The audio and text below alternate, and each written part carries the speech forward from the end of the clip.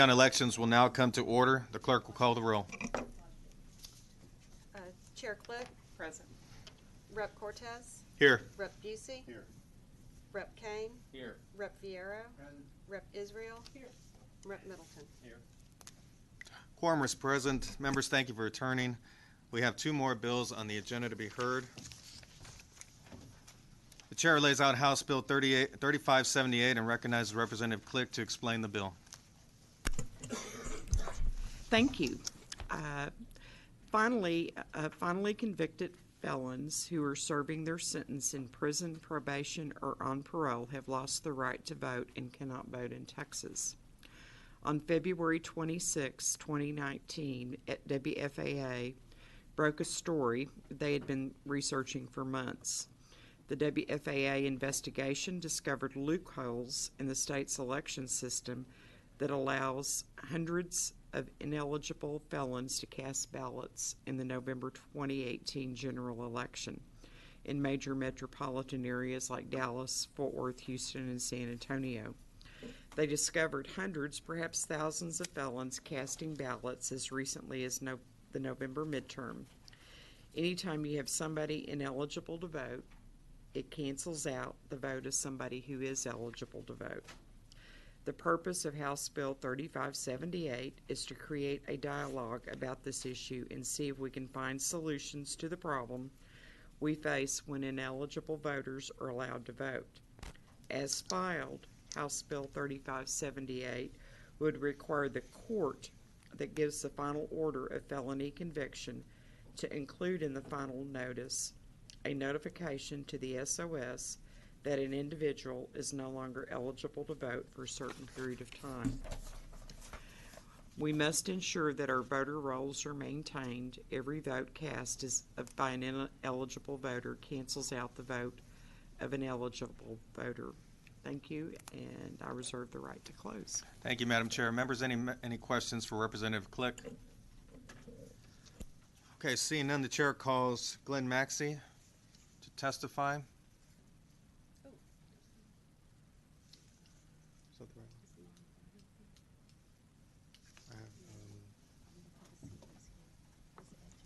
Glenn Maxey, Lon Burnham. Ed Johnson's here. You don't need to keep inventory. Yeah, just if someone has questions. Okay, Ed Johnson. Chair calls Ed Johnson. Please state your name, who you're representing, your position on the bill. You're keeping track of the time. Ed Johnson. I'm here representing myself. I am for HB 3578. Thank you.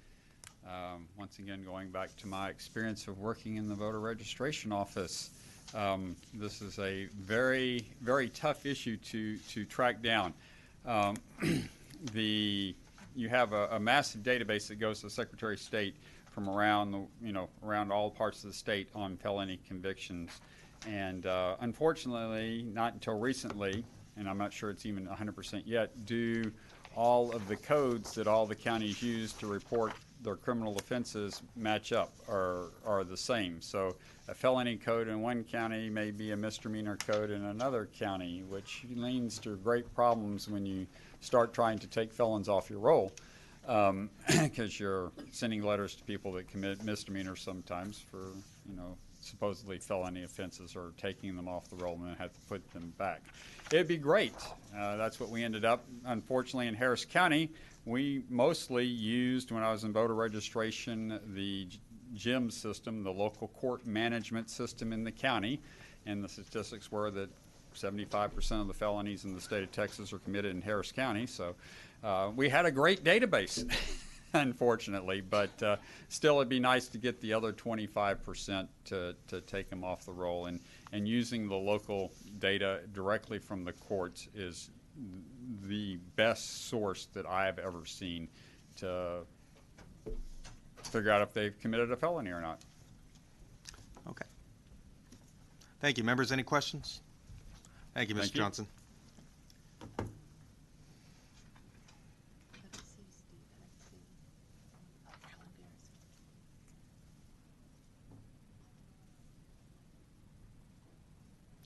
Chair calls Alan Vera.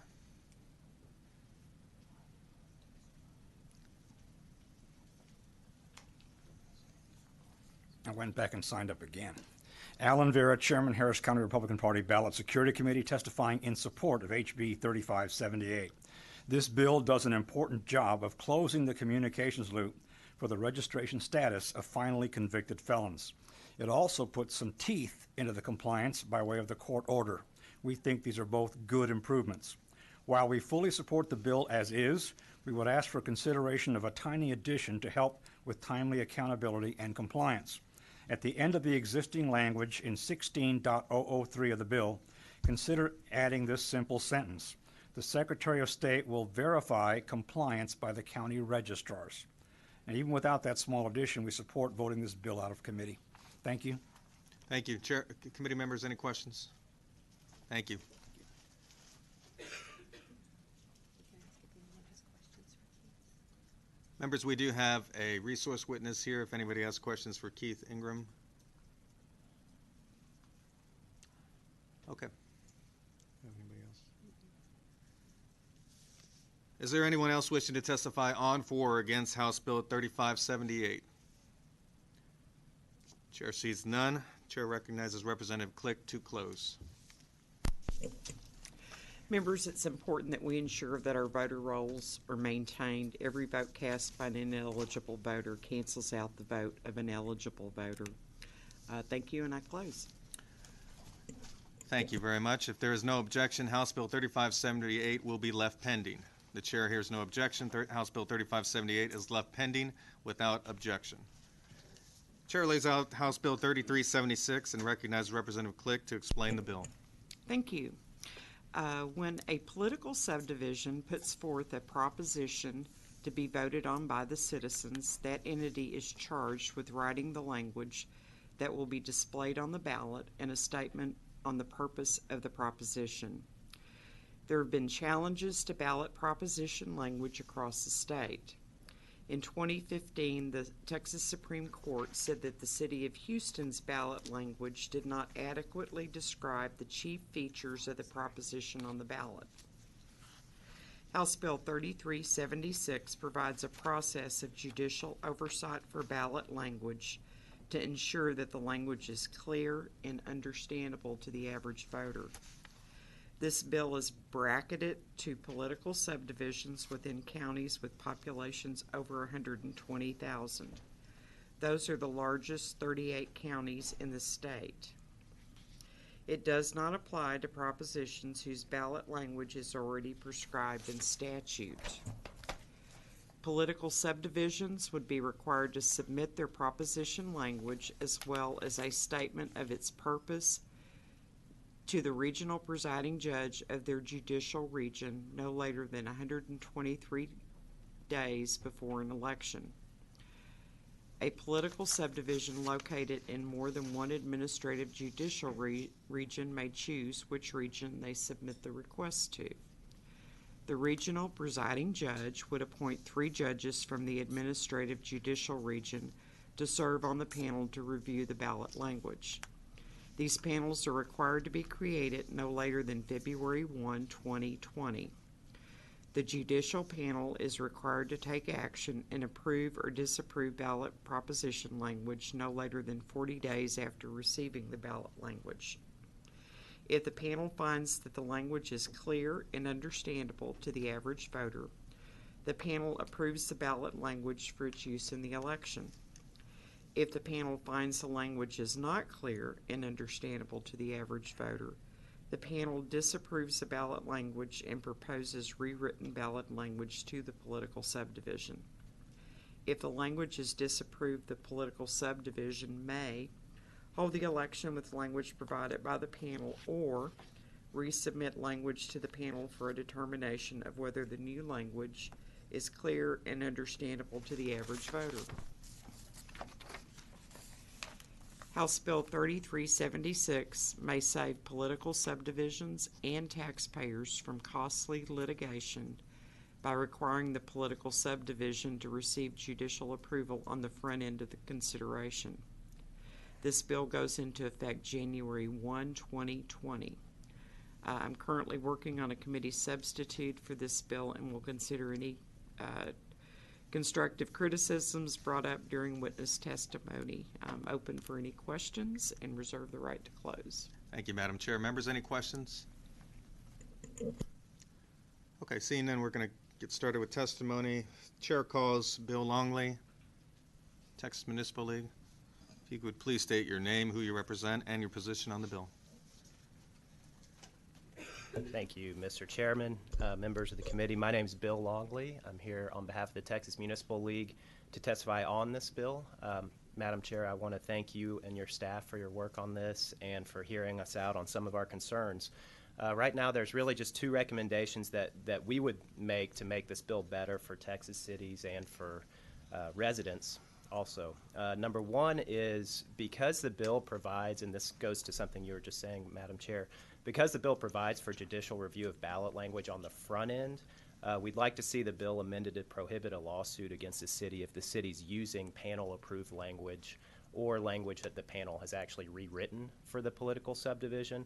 We just don't think that it makes sense for the city to be on the hook for language that the panel has approved or has written.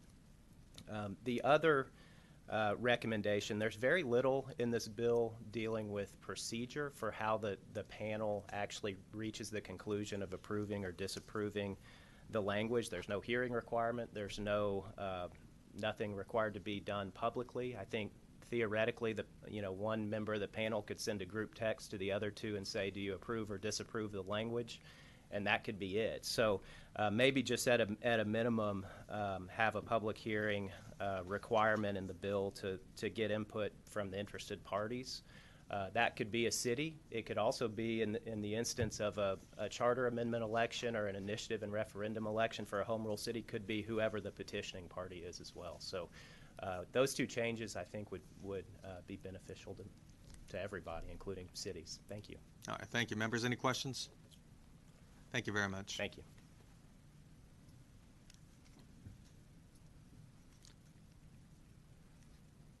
Chair calls Ed Johnson.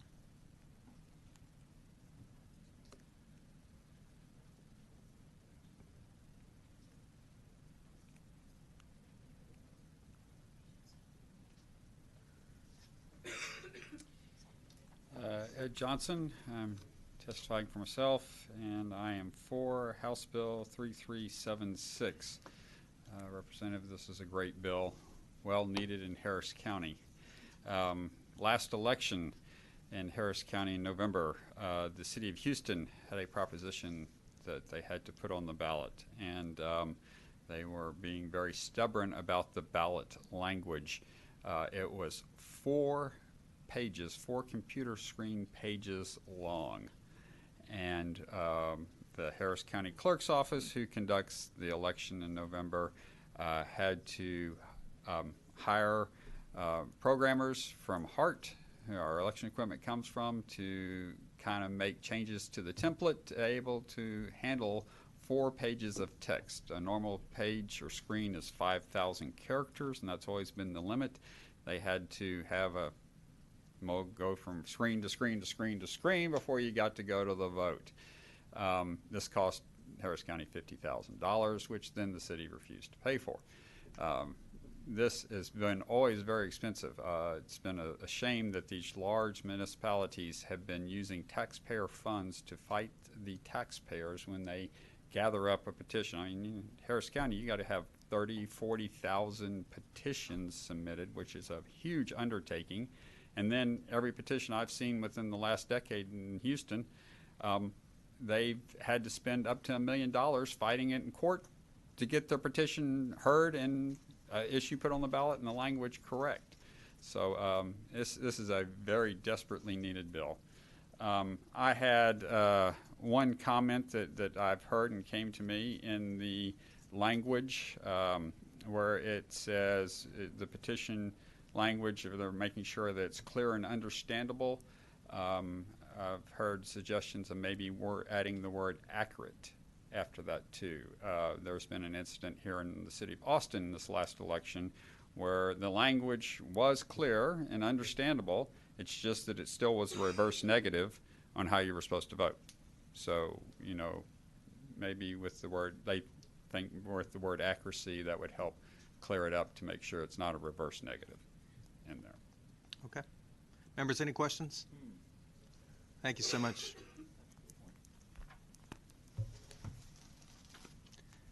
Chair calls Alan Vera.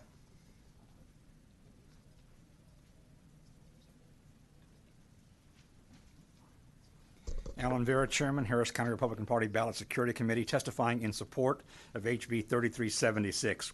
We have no direct first-hand experience with the linguistic skills of the administrative judicial region judges who might be appointed to serve in this function.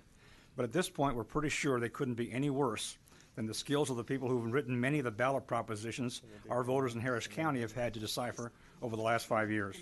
As you just heard from Mr. Johnson, in November we had a ballot proposition that ran on for 4 full screens of the E-Slate machine. We know many voters who tried to read it all.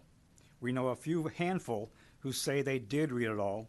We don't know any voter who said they understood any of it. It all came down to whether they trusted, who they trusted more, the firefighters or the mayor.